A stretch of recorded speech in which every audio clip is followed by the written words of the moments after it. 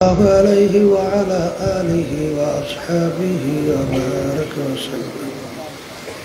শুকরিয়া আদায় করতেছি মহান রব্বুল আলামিনের দরবারে।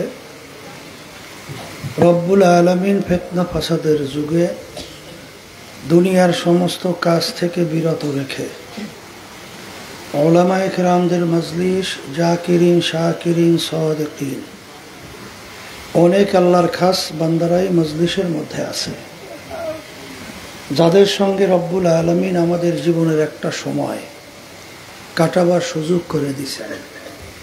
শুকরিয়া তার সবাই বলি আলহামদুলিল্লাহ। এই মাজলিসটাকে আল্লাহ রসুল সাল্লাল্লাহু আলাইহি ওয়াসাল্লাম বলছেন বেহেশতের একটা বাগান।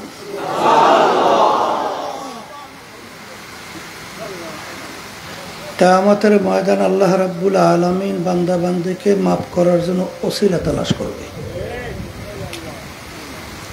হাদিসের মধ্যে আসছে আল্লাহ রাসূল সাল্লাল্লাহু আলাইহি ওয়াসাল্লাম বলছেন বান্দাকে মাফ করবে এরকম কোনো আমল বান্দার নাই।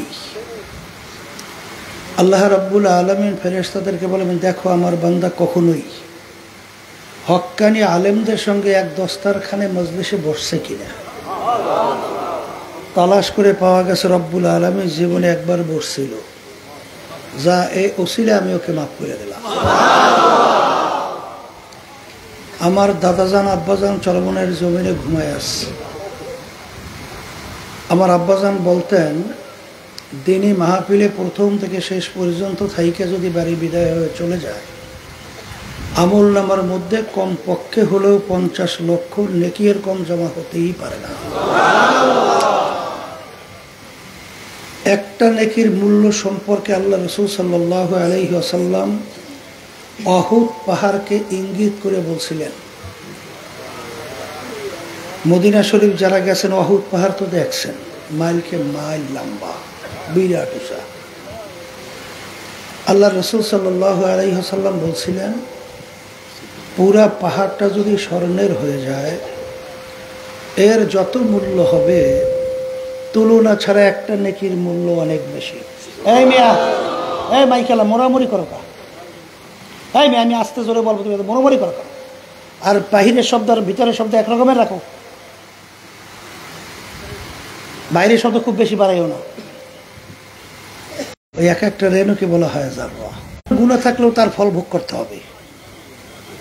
তাহলে একটা নেকির অভাব একটা গুনার কারণ।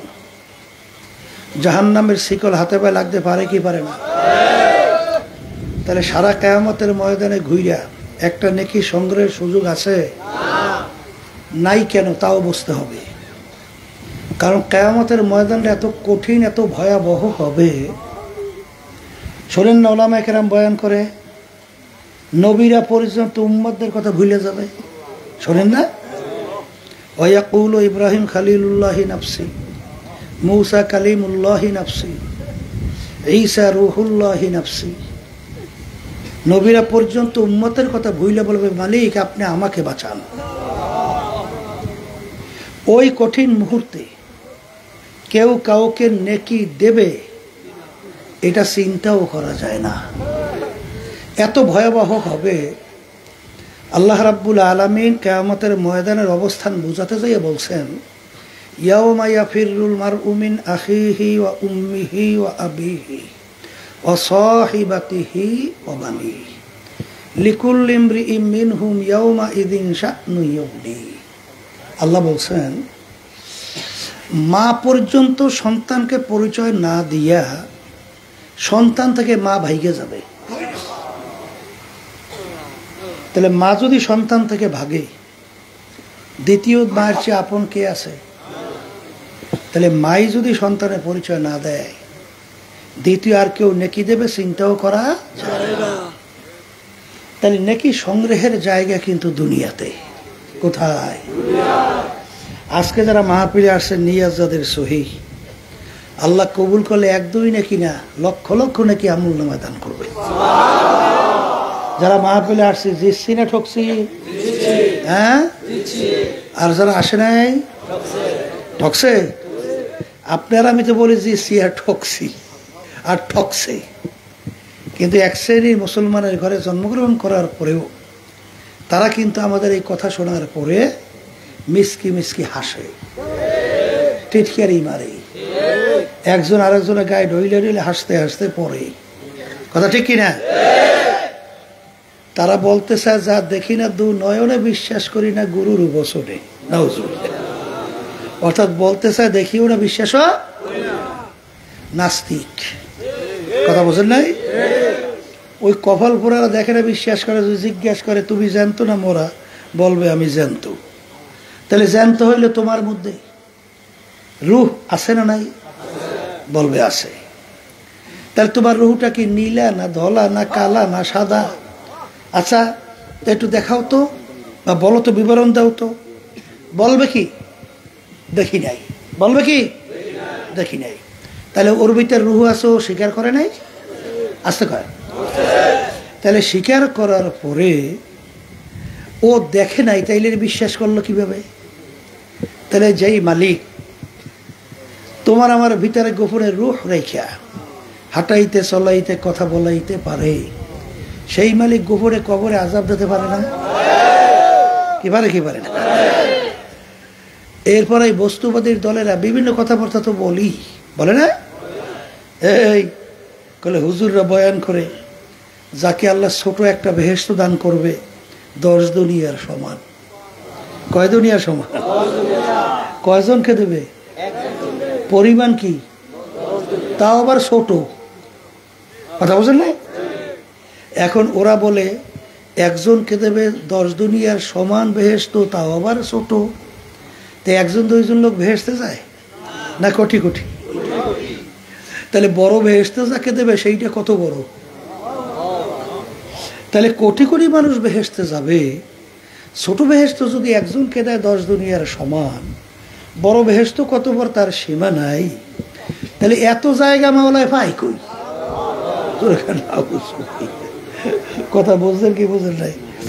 শোনেন, বর্তমান এই আধুনিক যুগে, বৈজ্ঞানিকের যুগে, আবিষ্কারের যুগে আল্লাহর রহমতে আমার মালিকের জাগার অভাব নাই। এই শোনেন নাই, কিছুদিন আগে, বেশি দিন হয় নাই, আমেরিকার যে মহাকাশ নিয়ে যারা রিসার্চ করে, ওদেরকে ওই সংস্থার নাম নাসা।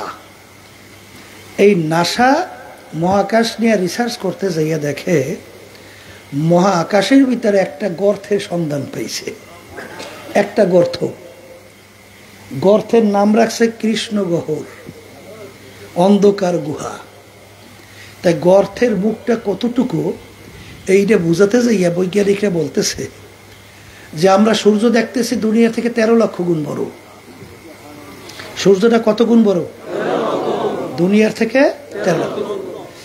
ওই যে গর্তের মুখটা কত বড়, এটা বৈজ্ঞানিকরা বলতেছে এইরকম 30,000 কোটি সূর্য,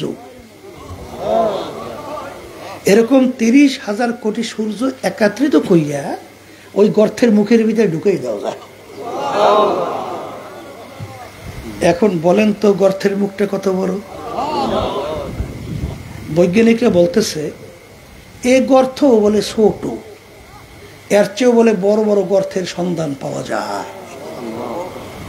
এখন আমার আল্লাহ, আমার মালিক যদি ঘোষণা করতেন যাকে ছোট বেহেশত দান করব 100 দুনিয়ার সমান, মালিকের জাগার অভাব আছে? হ্যাঁ, এই বস্তুবাদীরা সৃষ্টিকর্তা তালাশ করে পায় না, এরপরে তালাশ করতে করতে পায় ওরা নাকি বান্দরের জাত। কি জাত? আরে কিছুদিন আগে আমাদের বাংলাদেশ থেকে ফ্যাসিস্ট হাসিনা আওয়ামী লীগ পলাইল না? এই বাংলাদেশের আমাদের ভবিষ্যৎ মুসলমান সন্তানদেরকে নাস্তিক বানাবার জন্যে শিক্ষা সিলেবাসের মধ্যে, পাঠ্যসূচির মধ্যে ক্লাস 6, 7 থেকে শুরু করে MA ক্লাস, মাস্টার ডিগ্রি পর্যন্ত সব এই দারুণের থিওরি ঢুকিয়ে দিচ্ছে। দারুইন থিওরিতে মানুষ নাকি আল্লাহ সৃষ্টি করেন নাই, মানুষটাকে বানর থেকে সৃষ্টি হয়েছে। কথা বলছেন না, বুঝেন নাই? এইটা কোনো যুক্তি কোনো মেলে? হ্যাঁ, বানর থেকে সৃষ্টি কেমনে হয়? ওই দারুইন বলছে বানর গাছের গসায় গসায় লাফাইছে, গাছের গসা লাগছে, লেজ পশম পরে বলে অটোমেটিক মানুষ হইছে। কলে এটা কেমনে, এটা হয় মেয়া? কলে হইবে না কেন? এই কলে বানরের অনেক পার্সের সঙ্গে মানুষের অনেক পার্সের মিল আছে। বাস এই বানর লাফাইতে লাফাইতে গাছের ঘষায় ঘষা অটোমেটিক মানুষ হয়ে গেছে। এখন বানর দুনিয়াতে নাই, ওরা কি বজ্র না এখন লাফালাফি করে? তাহলে আগে যদি দুই একটা বানর লাফাইতে লাফাইতে স্পর্শ করে মানুষ হয়, এখন দুই একটা হবে না কেন? এ কোনো যুক্তি মেলে? এইটা আবার এই নাস্তিক বান্দর মার্কারা বিশ্বাস করছে। আমাদের বাংলাদেশের প্রজন্ম ভবিষ্যৎ সন্তানদেরকে বান্দরের বাচ্চা বানাবার জন্যে, নাস্তিক বানাবার জন্য বিভিন্ন প্রক্রিয়া শুরু করছে। কথা ঠিক না? ওরা সৃষ্টিকর্তা তালাশ করে পায় না। শোনেন, সৃষ্টিকর্তা তালাশ করে পাওয়ার জন্যে আল্লাহ রাব্বুল আলামিন সেই জ্ঞান, সেই বুঝ আল্লাহ মানুষের মধ্যে দান করছে। এইটা পশুর ভিতর গরুর মধ্যে আল্লাহ দেয় নাই। কলে হুজুর তা কেমন? রাস্তার ভিতরে গোবর পড়িয়ে আছে, ধারে কাছে কোনো গরুর চিহ্ন নাই, দেখা যায় না, কোনো গরু নেই। কিন্তু আপনি যখন গোবর দেখবেন তখন আপনার ব্রেন কি বলে? হ্যাঁ, গরু দেখছেন? তা না দেখে কেমনে বললেন যেখানে গরু গেছে? হ্যাঁ, গোবর দেখে আপনার ব্রেন বলে এখান থেকে একটা গরু গেছে। তা আমার মালিককে পরিচয় পাওয়ার জন্যে যখন আল্লাহর বান্দাবান্দি আল্লাহর মাখলুকাতের দিকে তাকায়, তখনই তার জ্ঞান বলে সৃষ্টিকর্তা একজন আছে। কথা ঠিক না বেঠি? যেমন সূর্যটা দুনিয়ার থেকে 2,30,00,000 মাইল দূরে আছে। কয় কোটি দূরে? 2,30,00,000 মাইল দূরে।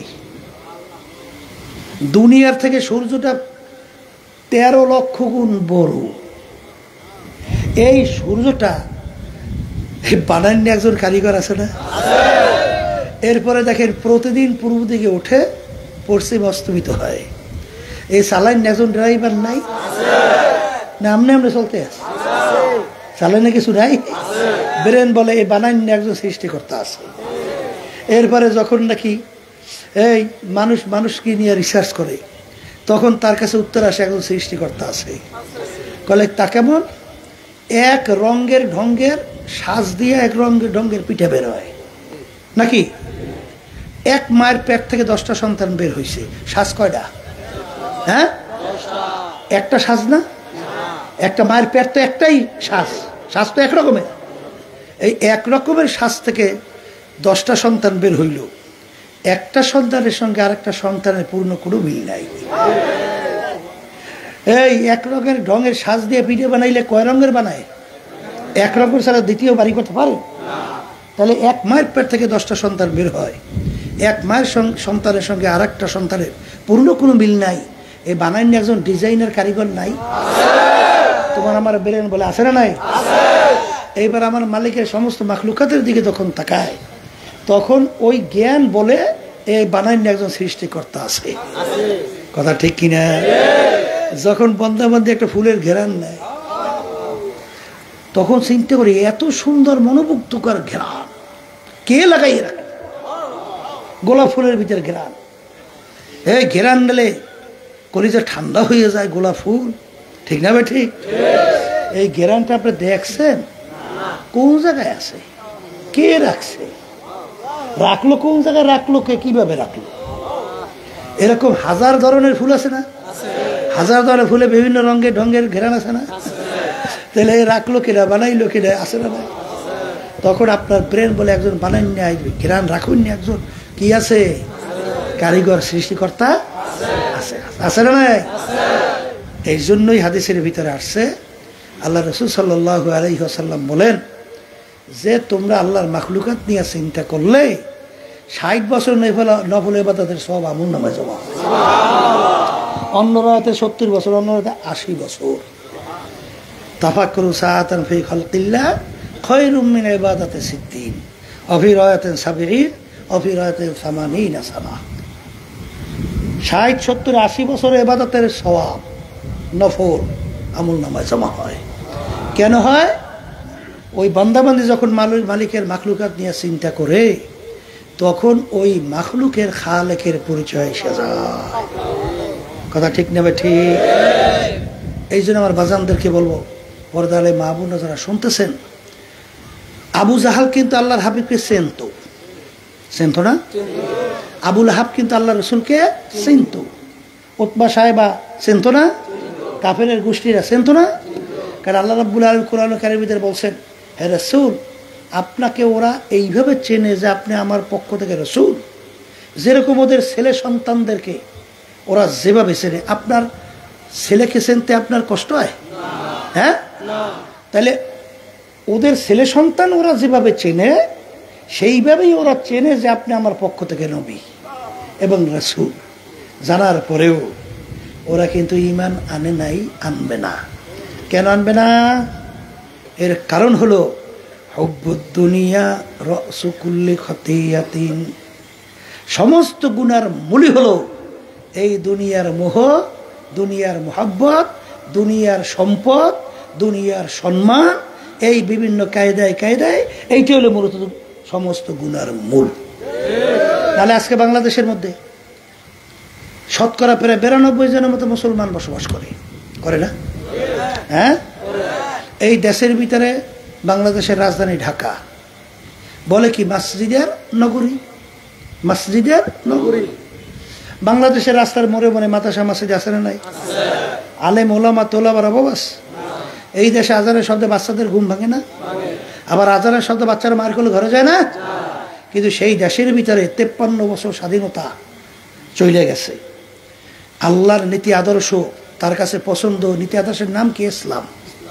ইন্নাদ দীনা ইনদাল্লাহি ইসলাম। কে বলছে? আল্লাহ বলছে। সেই নীতি আদর্শ বাংলাদেশের ভিতরে বিজয় না পরাজয়? আর একটু আসতে কর না। তাহলে মুসলমান আল্লাহর দেওয়া নীতি আদর্শ যেটা আল্লাহর কাছে গ্রহণযোগ্য পছন্দ, সেইটা আজকে বাংলাদেশের ভিতরে পরাজয়। এটা কাদের কারণে হয়? আসতে কয় দেয়? হ্যাঁ, তা তোমাদের কারণে হয়, আমাদের কারণে হয়, শব্দ রকম বলতে তো ভালোই লাগে। তাহলে এটা হয় কেন? এই হুব্বুদ দুনিয়া রাসু কুল্লি খতিয়াতিন। সমস্ত গুনার মূলই হলো এই দুনিয়ার মোহ, দলের মহব্বত, সম্মানের মহব্বত, সম্পদের মহব্বত। কথা কয় না? বাস্তবতা তো এইটাই। নালে বাংলাদেশের ইতিহাস 53 বছর স্বাধীনতার পরে আমরা যখন পর্যালোচনা করব, এদের ইতিহাস ছিল কি? যারা দেশ চালাইছে 5 বার তামাম দুনিয়ার ভিতরে বাংলাদেশকে চোরের দিক থেকে ফাঁস বানাইছে না? অবাস্তব। বাংলাদেশের ভিতরে যত মায়ের কোল সন্তান হারা করছে, হাজার হাজার লক্ষ লক্ষ মায়ের কোল খালি করে ফেলছে। কথা কয় না? এদেশের লক্ষ লক্ষ কোটি টাকা এদেশ থেকে পাচার কইরা বিদেশে বেগমপাড়া তৈরি করছে। কয়েকদিন আগে দেখেন নাই তদন্তের রিপোর্টে বেরোইছে, খবর আইছে, ওই যে ভূমিমন্ত্রী আছিল, খালি লন্ডনেই বলি পাওয়া গেছে 350 মতো বাড়ি। বেশি না, কথা বোঝেন না? আর অন্য অন্য ফ্ল্যাট টেলে লই বলে আরো 300, হ্যাঁ বলে হারে 600। ওর বাপের টাকা? হ্যাঁ না, তোমার আমার কষ্ট অর্জিত সম্পদ। এখন আমার বাজানদেরকে এইটা জানার পরেও খুন করে, গুম করে, আয়নাগর বানায়, মিথ্যা বলে, জুলুম করে, এই জনগণের টাকা সম্পদ লুট করে। এইবার জুলুমের তো আর শেষ নাই। অহেতুক হাজার হাজার লক্ষ লক্ষ পরিবারকে মিথ্যা কেস দিয়া পরিবার ধ্বংস করে দেয়, আছে না নাই? এইটা জানার পরেও তারপর তাদের সহযোগিতা একদল আছে না? আবার মুসলমান দাবি করে না, আবার নামাজিও মুসল্লি কয় না, আবার হজ করি আসে না, আবার দান সৎকাও কম করে না, আছে না নাই? আমি আমার বাজানদেরকে বলবো, শোনো, আল্লাহর হুকুম মানো তো না, এই জন্য তো সমস্যাটা হইতে আছে। আমার মালিক কি বলছেন? ওয়াতাআওয়ানু আলাল বিররি ওয়াত তাকওয়া ওয়ালা তাআওয়ানু আলাল ইসমি ওয়াল উদওয়ান। তোমরা ভালো কাজের সহযোগিতায় থাকো, খারাপ কাজের বিরোধিতা করো। এই কথা আমি বলছি না, আল্লাহ বলছে? তাহলে যারা খুন করে, চুরি করে, চাঁদাবাজি করে, সন্ত্রাসী করে, এদের যদি আপনি সহযোগিতা করেন, তাদের দলভুক্ত হইয়া চলেন, এরা সহযোগিতা না বিরোধিতা? তো এই সহযোগিতা করলে আল্লাহর হুকুম মানছেন? তাহলে যদি না মাইনা থাকে, তাহলে শান্তিটা পাইবেন কই? কোথায় পাইবেন? হ্যাঁ, শান্তি তালাশ করে পাওয়া যায় না। এইটা হইতেছে একমাত্র এই দুনিয়ার মহব্বতের কারণে। কথা ঠিক কিনা? যে এই দুনিয়ার মহব্বতের কারণে আজকে আমরা সব শেষ করতেছি। সেই দুনিয়া সম্পর্কে আল্লাহ রাসূল সাল্লাল্লাহু আলাইহি ওয়াসাল্লাম আমাদেরকে শুনাইয়া বলছেন, কিছু বলছেন, আর দুনিয়া জিফাতুন ওয়া তালিবুহা কিলাব। এ আমার উম্মতেরা, এই যে দুনিয়া দেখো এবং দুনিয়ার যত সম্মান সম্পদ দেখো, এটা হলো একটা মরক বা মুর্দার মতো। মুর্দা, মুর্দা, মরা লাশ। আল্লাহ রাসূল সাল্লাল্লাহু আলাইহি ওয়াসাল্লাম বলেন, আখারে মুর্দার পিছনে দৌড়ায় কুকুরের দল, যারা নাকি আখিরাতকে শেষ কইরা ভুইলা আল্লাহ এবং আল্লাহর রসুলের হুকুম অমান্য কইরা যারা এই দুনিয়ার পিছনে পড়বা, আল্লাহ রসুল সাল্লাল্লাহু আলাইহি ওয়াসাল্লাম বলেন, এরা হইল দুনিয়ায় কুকুরের দল। অন্য হাদিসের ভিতরে আল্লাহ রসুল সাল্লাল্লাহু আলাইহি ওয়াসাল্লাম বলেন, দুনিয়া এবং দুনিয়ার ভিতরে যত সম্পদ, কাবাউদাতেন, আমার মালিকের কাছে একটা মাছির পাখনার মতো। মাছি বা মশার পাখনার মতো। এই মাছি মশার পাখনার মূল্য আছে কি? 1 লক্ষ, 2 লক্ষ, 5 লক্ষ, 1 কোটি। মশার পাখনা আপনি একাত্রিত কইয়া তারপর বাজারে বস্তা ভরিয়ে নিয়ে যাইবেন, এর দাম বাজারে কয় টাকা পায়? কোনো পাওয়া যায়? কেন পাওয়া যায় না? ওর কোনো মূল্য তেমন নাই। কিন্তু আমার মালিক মাছি মক্কার পাশাস পাকার সঙ্গে কেন তুলনা করলেন? কারণ আমার মালিক 18,000 কম বেশি মাখলুকাত সৃষ্টি করলেন, এর ভিতরে মাছি মশা এটাও তো আমার মাওলার সৃষ্টি, একটা মাখলুক। যে কারিগর যে জিনিস তৈরি করে, ছোট হোক বড় হোক, খারাপ হোক ভালো হোক, ওই কারিগরের কাছে ওই জিনিস তার কিন্তু একটা ভিন্ন মূল্য থাকে। কথা ঠিক না বেঠিক? এই জন্য আমার মালিকের কাছেও কিন্তু মাসি মক্তারও কিন্তু একটা ভিন্ন মূল্য আছে, আছে না নাই? এই জন্য আমার বাজানদেরকে বলবো, পর্দা আলে মা বোনরা যারা শুনতেছেন, দুনিয়া এবং দুনিয়ার ভিতরে যত সম্পদ, আল্লাহ রাসূল সাল্লাল্লাহু আলাইহি ওয়াসাল্লাম বলেন, একটা মাছি বা একটা মশার পাখনার সমান। আসলে যারা ঈমানদার, যারা আল্লাহকে বিশ্বাস করে, আখিরাতকে বিশ্বাস করে, আসলে তাদের কাছে দুনিয়ার কোনো গুরুত্ব মূল্যই ছিল না। জোরে বলেন কথা ঠিক না বেঠিক? আল্লাহর বান্দারা আবু বকর সিদ্দিক রাদিয়াল্লাহু তাআলা আনহু কুরাইশ বংশের লোক ছিল, ওদিকের নেতা গোছের লোক। বাজান, তিনি মুসলমান হওয়ার পরে আল্লাহর হাবিবের দরবারে একদিন বসা, সালার শট গায়ে, সালার শট পরনে। বাজান, সালার শট সেইরা গেল, জোড়া দেওয়ার মতো কোনো সালার শট কেনার পয়সাও নাই। রাস্তার ভিতরে বিনা মূল্যের চামড়া দিয়া সালার শট জোড়া দেয়। এই অবস্থাটা আমার মালিকের কাছে বড় পছন্দ হয়ে গেল। আল্লাহ রাব্বুল আলামিন জিবরাইল আলাইহিস সালাতু ওয়াস সালাম তাকে ডাক দিয়ে বলে, ভাই জিবরাইল, ও আমার জিবরাইল, যাও আমার হাবিবকে বলো আমি আবু বকরকে সালাম পাঠাইছি। আর জিজ্ঞাসা করতে বলো, আবু বকর এত বড় ধনী, 40,000 স্বর্ণ মুদ্রা প্রকাশ্যে মালিকের রাস্তায় দান করলো, 40,000 স্বর্ণ মুদ্রা গোপনে মালিকের রাস্তায় দান করলো, আল্লাহর রাস্তায়। বাজান, বর্তমান যুগে হিসাব করলে শত শত কোটি টাকার মালিক, এত বড় বংশের, এত বড় শিক্ষিত, এত বড় নেতা গোছের, কিন্তু তিনি আল্লাহর হাবিবের দরবারে বসা, সালার শট গায়ে, সালার শট পরনে। জিবরাইল সালাতু ওয়াস সালাম আসলেন, বলে, আল্লাহর রাসূল, আমার মালিক আবু বকরের কাছে সালাম পাঠাইছে, আর আমার মালিক জানতে বলছেন এই অবস্থা আবু বকর পড়ার পরে আবু বকর কি আমার মালিকের উপরে খুশি না বেজার? এইটা আমার মালিক জানতে চাইছে। জিবরাইল সাল্লাল্লাহু আলাইহি ওয়াসাল্লাম আসলেন, আয়েশা বলে আল্লাহ রাসূল সাল্লাল্লাহু আলাইহি ওয়াসাল্লাম আমার মালিক আবু বকরের কাছে সালাম পাঠাইছে আর জিজ্ঞাসা করতে বলছে। এই অবস্থায় পড়ার পরে আবু বকরের মালিকের উপরে খুশি না বেজার? আল্লাহর হাবিব বলেন, আবু বকর আমার মালিক তোমার কাছে সালাম পাঠাইছে আর জিজ্ঞাসা করতে বলছে তুমি এই অবস্থায় পড়াবার খুশি না বাজার? তিনি দু চোখের পানি ছাড়ে আর কান্দে আর বলে ইন্নী লিরাব্বির রাজ, ইন্নী লিরাব্বির রাজ, আমি আমার মালিকের উপরে খুশি, আমি আমার মালিকের উপরে খুশি। এই জন্য আমার বাজানদেরকে বলবো, পর্দারে মা বোনদেরকে বলবো, বাজান দুনিয়া সম্পর্কে একটু মাঝে মাঝে মুরাকাবা করো। হাকিকত সে তো দুনিয়া বেখবর হ্যায়, দুনিয়া কি নুমাইশ পর নজর হ্যায়, আর দুনিয়া জিফাতুন ওয়া তালিবুহা কিলা।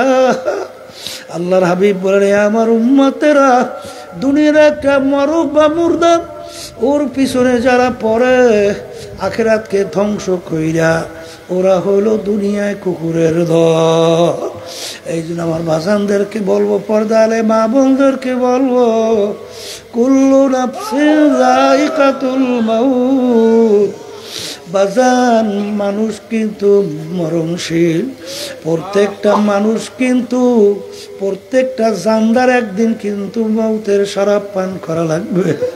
ওয়ালাউ কুনতুম ফি বুরুজিম মুশাইয়াদা, যদি তুমি শক্ত পাথরের পাহাড় কাইটা মৌতের হাত থেকে লুকাইতে চাও, আরে মালাকুল মাউত সময় মতো তোমার কাছে হাজির।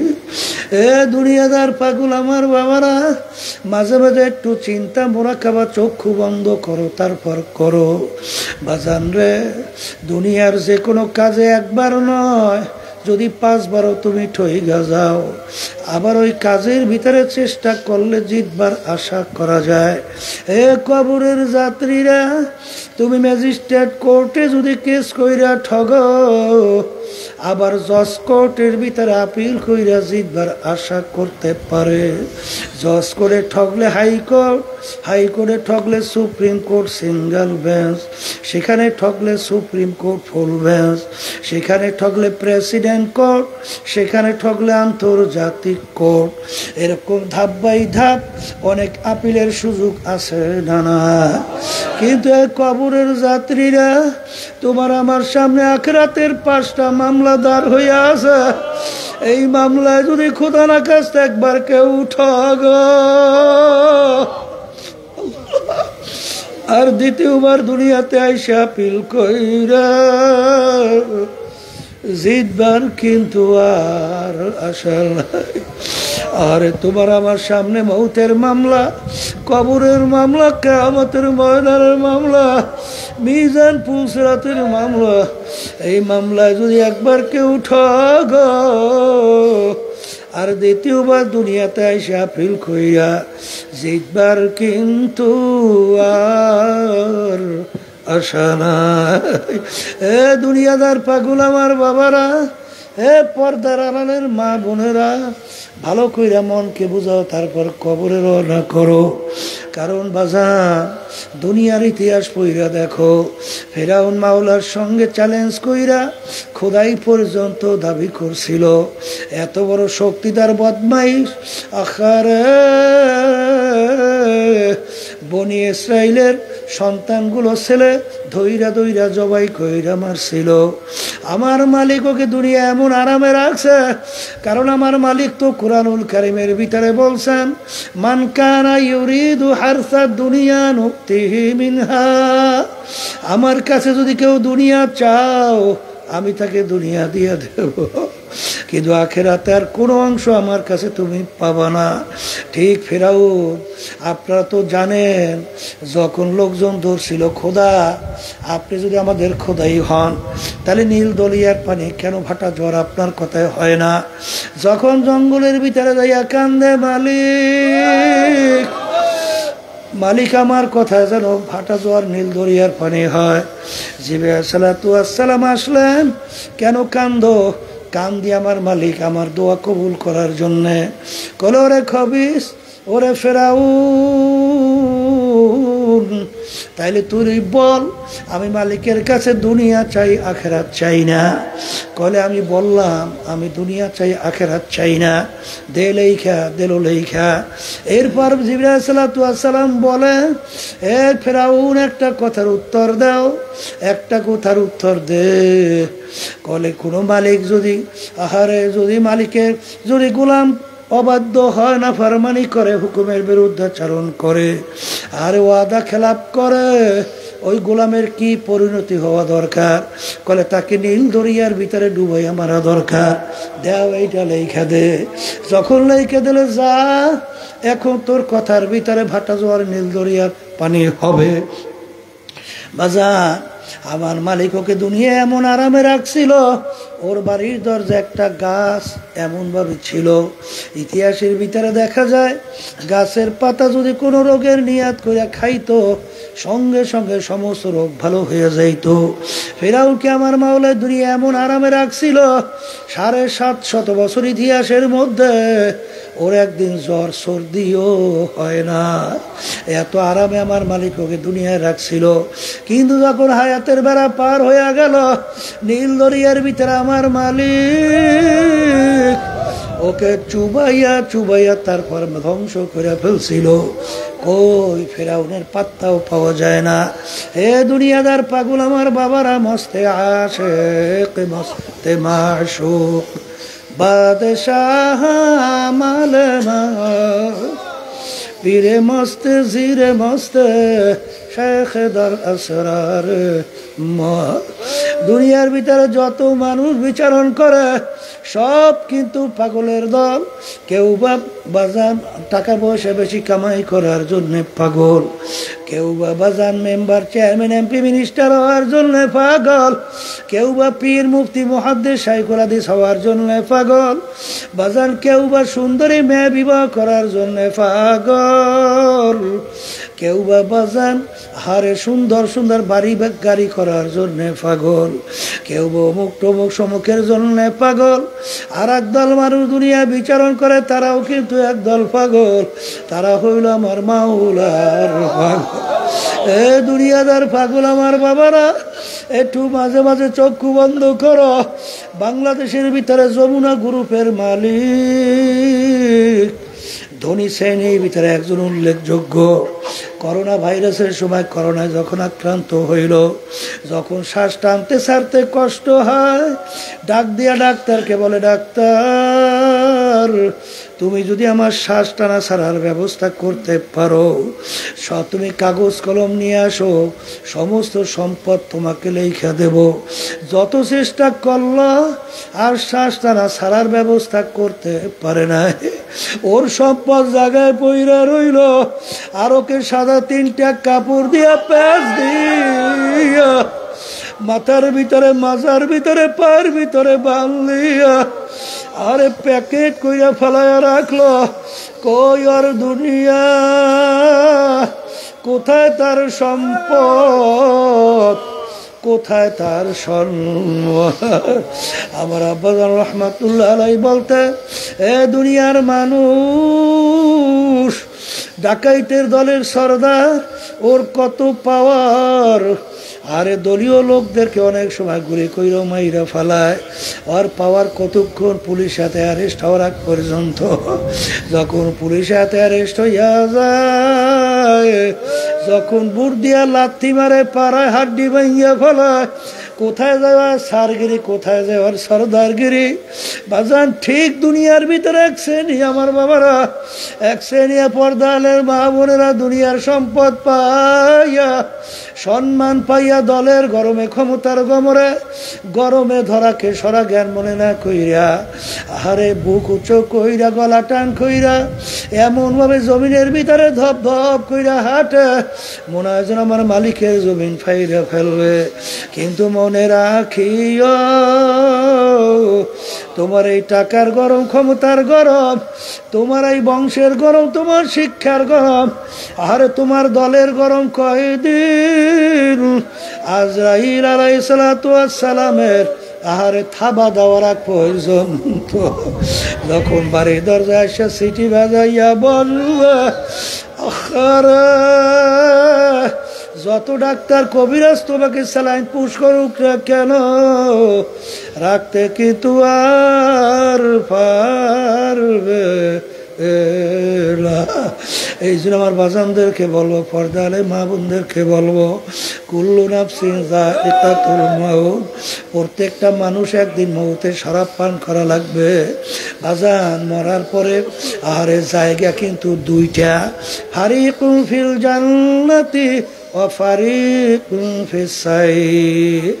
মরার পরে মানুষগুলোকে আমার আল্লাহ বলছেন দুইটা ভাগে ভাগ করবে। এক শ্রেণী মানুষকে আমার মালিক সাজাইয়া পরাইয়া তার মেহমান খানা বেহেশতের ভিতরে জায়গা দেবে। আল্লাহ আপনি আমার জন্য, আমাদের সবার জন্য কবুল করে নেন। আর এক শ্রেণীর মানুষ আমার মালিক ফেরেশতাদেরকে বলবে, ফাগুল্লু, ওদেরকে বান্ধ, মিওয়ারাইহিম জাহান্নাম, ওদেরকে জাহান্নামের ভিতরে ফিকে ফিকে ফেলাইয়া। এই জন্য আমার বাজানদেরকে বলবো, পর্দালে মা বোনদেরকে বলবো, বাজান মরার পরে রাস্তা কিন্তু দুইটার বাহিরে নাই। আর একদল মানুষকে আমার মালিক তার মেহমানখানা বেহেশতের জায়গা দেবেন, আর এক শ্রেণী তাদেরকে জাহান্নামে ভিক্ষা ফেলাবে। এখন বেহেশতে কারা যাবে আর জাহান্নামে কারা যাবে? আমার মালিক বলেন, আরে ইন্নাল্লাযীনা আমানু ওয়া আমিলুস সলিহাত কানাত লাহুম জান্নাতুল ফিরদাউসি নুজুলা। আমি মানুষগুলোকে কিয়ামতের ময়দানে উঠাবো, উঠাবার পরে তাদের আমলনামা দাড়ি পাল্লা দিয়ে ওজন দেব। যাদের দাড়ি পাল্লা ওজন দেওয়ার পরে এর নেকের পাল্লা ভারী হবে, গুনার পাল্লা হালকা হবে। এক কথায় ঈমান এবং নেক আমল, তাদের জন্য আমি ঘোষণা করব স্থায়ী শান্তির জায়গা বেহেশত। আর কিয়ামতের ময়দানে ওদের আমলনামা দাড়ি পাল্লা দিয়ে ওজন দেওয়ার পরে যাদের নেকির পাল্লা হালকা, গুনার পাল্লা ভারী, তাদের জন্য আমি এমন জাহান্নাম বানাইছি যে জাহান্নাম এত ভয়ানক, আল্লাহর হাবিব বলেন এত ভয়ানক, এত শাস্তি, এত কঠিন, যা কোনোদিন কেউ দেখে নাই, কানেও শোনে নাই, কল্পনায়ও হয় নাই, তার চেয়েও কঠিন। জাহান্নামের ভিতরে কেমন শাস্তির ব্যবস্থা আমার মালিক রাখছেন, আল্লাহ আপনি আমাকে, আমাদের সবাইকে মাফ কইরা দেন। কুল্লামা নাদিজাত জুলুদুহুম বাদদাল্লাহুম জুলুদান গায়রাহা। জাহান্নামের আগুনে জ্বলতে জ্বলতে তাদের শরীরের চামড়াটা শরীর থেকে পৃথক হইয়া জমিনের ভিতরে দারাজ করে বইরা যাবে। লা ইয়ামুতু ফিহা ওয়ালা ইয়াহইয়া। আরে এত শাস্তির পরেও মানুষ মরবেও না, বাঁচবেও না, আবার নতুন চামড়া গজাইয়া যাবে, এরকম জাহান্নামের আগুনে জ্বলতেই থাকবে। বারাম প্রিয় আমার বাবারা, পর্দালে মা বোনেরা, আমার মালিক গাছের ভিতরে তুলা কেন দিল?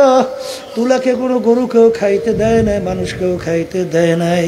তুলা আমার মালিক কেন বললেন, কেন তৈরি করলেন, কেন দিলেন? ওয়ালাকাদ কাররামনা বানি আদম, আমার মালিক সবচেয়ে সম্মানিত সমস্ত মাখলুকাতের ভিতরে সৃষ্টি করছেন মানুষ। আমার মালিকের বড় আউসের বান্দা বান্দি। আমার মালিক কেমন জানি ডাক দিয়া বলে, এ আব্দুল করিম, রেজাউল করিম, এ রহিমা খাতুন, তুই যখন ঘুমাইয়া যাবি, তোর মাথাটা যদি জমিনে ভাঙ্গা পইরা থাকে, আমি মালিক দেখা সহ্য করতে পারি না। এই জন্য আমি গাছের ভিতরে তুলা দিয়া দিলাম।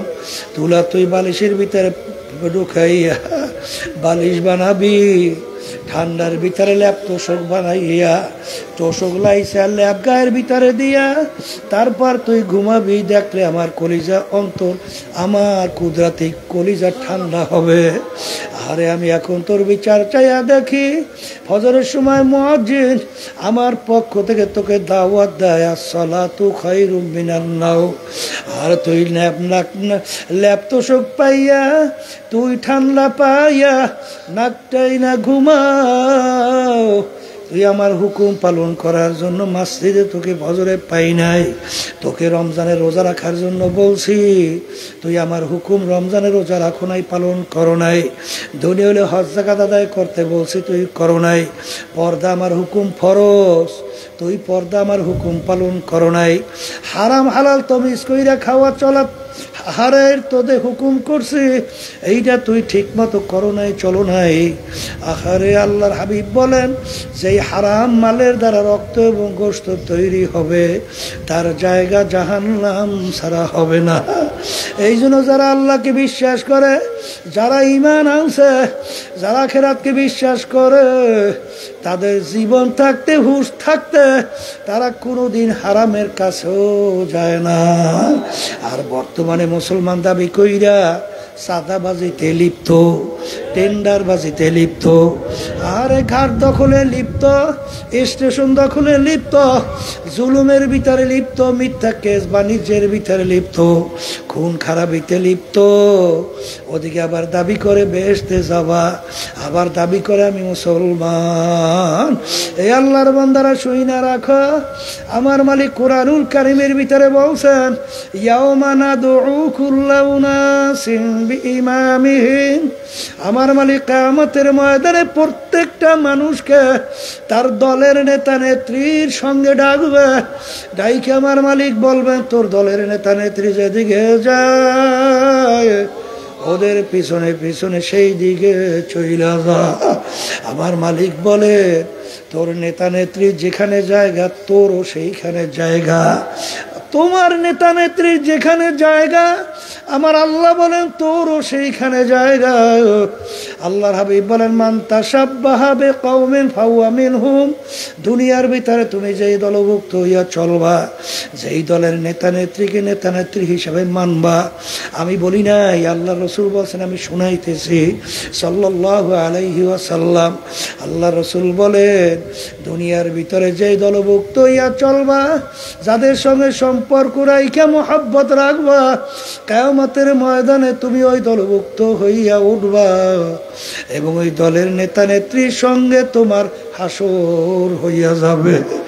এক কথায়, যার সঙ্গে যার মোহাব্বত, তার সঙ্গে তার কিয়ামত। যার সঙ্গে যার মোহাব্বত, তার সঙ্গে তার কিয়ামত। এই জন্য আমার বাজানদেরকে বলবো, পর্দালে মা বোনরা যারা শুনছেন, বাজান, আরে ফারিকুন ফিল জান্নাতি ওয়া ফারিকুন ফিস সাইর। কিয়ামতের ময়দানে ওঠার পরে দুই ভাগে ভাগ। যাদের নেকের পাল্লা ভারী, আমার মালিক ঘোষণা করছেন চিরস্থায়ী শান্তির জায়গা বেহেশত।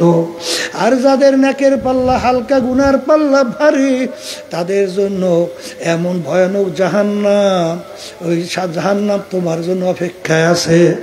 এখন মুসলমান বলতেই কিন্তু আমাদের মন চায় গুনার থেকে ফেরবে, নেকের কাজ করবে, তারপর দুনিয়ার থেকে বিদায় নিয়ে কবরে রওনা করবে। কিন্তু বাজান, শয়তান নফস আম্মারা, মানুষ শয়তান কিছু, এরকম সমাজে আছে যাদের কারণে নেক কাজ করতে চাইলেও পারো না, এদের থেকে বাঁচার জন্য আমার মালিক তোমাকে আমাকে হুকুম করছেন, ওয়াকুনু মা'আস সাদিকিন, তোমরা সাদিকিন বান্দাদের সঙ্গী হও। আমার ভাইদেরকে বলবো, পর্দা আলে মা বোনদেরকে বলবো, দুনিয়ার যে কোনো কাজে একটা তারিখ থাকে, একটা সময় থাকে, একটা বিভিন্ন কায়দায় বাজার নির্ধারিত থাকে, কিন্তু তোমার আমার মৌতের কোনো সময় নাই, কোনো তারিখও নাই। কে কোন সময় কখন রওনা করব তোমারও জানা নাই, আমারও কিন্তু জানা নাই। আমার মালিকের কাছে দোয়া করো, আমার মালিক বড় দয়ার মালিক। আল্লাহুম্মা আমিন। এ আল্লাহ, এ পর্দার মা বোনা হাত উঠাও, দুই চোখের পানি ফেলাও, দোয়া করো। যদি কান্না না আসে মনকে বুঝাও রে মন, একদিন এই ঘরের দরজা দিয়ে নতুন বউ হয়ে ওঠো। কত মেয়ে লোকে শরবত খাওয়াইলো, কত মেয়ে লোকে বাতাস করলো, আবার এমন একদিন আসবে মরা লাশ হইয়া বের হবা। এ আল্লাহ, আমাদের হাত তুলছি, তাকাইয়া দেখেন, আমাদের জীবনের গুনাহ কথা মাফ করে দেন, আপনার খাস বান্দা হিসেবে কবুল করে নেন। আল্লাহ, আমাদের আম্মা বা আত্মীয়রা কবরে শুয়ে রয়েছে, বেহেশতের বাগান বানাইয়া দেন বিরহমাতিকা ইয়া আরহামার রাহিমিন। এই ভাগনি দাও, কেউ উঠো না, একজন আরেকজনের গায়ের সঙ্গে একটু হাত লাগা।